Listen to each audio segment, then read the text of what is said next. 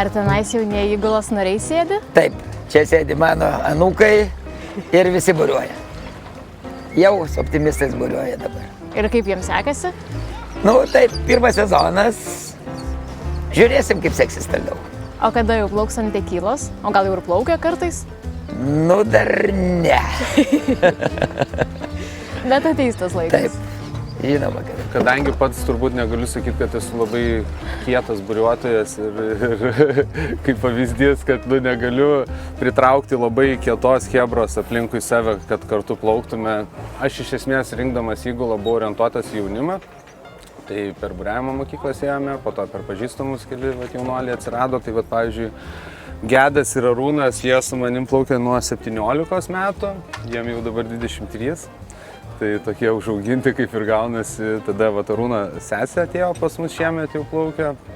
Tai yra keli vyresni pas mus, ta prasme, mano amžiaus 3-5 kem, o daugiau orientuojamės į jaunimą. Šiemet mums tas biškė atsirūgo, nes jaunimas jau užsieniuose bakalaurus rašo.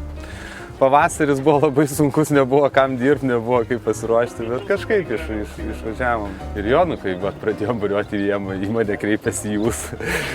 O dabar jau mes esame artimi, geri draugai ir tiesiog labai saugiai esam susižaidę. Kai tu esi vienutininkas, plaukiam mažų laivų, ten viena burė, tik tai čia atsiranda genakeriai, stakseliai. Aišku, yra ir ant tų dingių, tų tokių laivelių, kurie, kaip 470 čia vyko čempionatas dabar. Bet čia jau kitos apkrovos, kitos jėgos ir tas tiesiog laivas turi aplinkui visą ūkį. Tai kiekvieną kartą atvykus į KMR mes matome, kurios komandos yra geriausiai performinančios. Tai mes kiekvieną kartą iš tikrųjų čia ne būtent vakar, bet kiekvienoj mes pasimdavom po vieną įgulos narį, kuris laisvų laikų mums padėdavo suprasti. Prieš tai mes prašėm, kaip prieš vėją teisingai kilti, ar mes bures teisingai išsistatom, tai čia prieš kokius porą metų tą darėm. O vakar tai pavyzdžiui pasėmėm, nes prieš vėją lenkėm visus. Pavėjui mums labai blogai, visiškai nesisekė, tikrai galėjom daug geriau. Tai pamatėm, kuri įgula puikiai save valdo pavėjui, tai mes paskui ją, kaip sakant, pasėmėm geriausią kapitoną.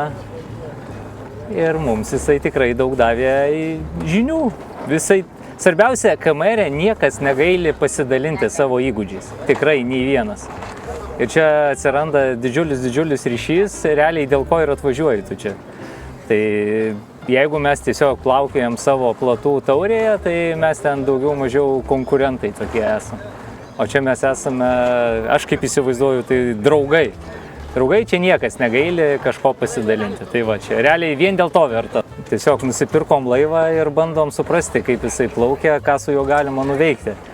Tai manau, kad tai yra jau kai pradedi lenkti komandas, kurios turi savo įguloje narius, kurie yra buriuotojai, tada tu supranti, kad jau kažką pasiekiai. O realiai tai dar daug reikia. Kai kurie nuo vaikystės buriuoja, o mes buriuoja nuo savo jau solidaus amžiaus. Tai taip jau sunku pavyti iš tikrųjų tuos, kurie savo ausyse jaučia, kur vėjas pučia, kur nepučia. Tai iš tikrųjų yra ką veikti.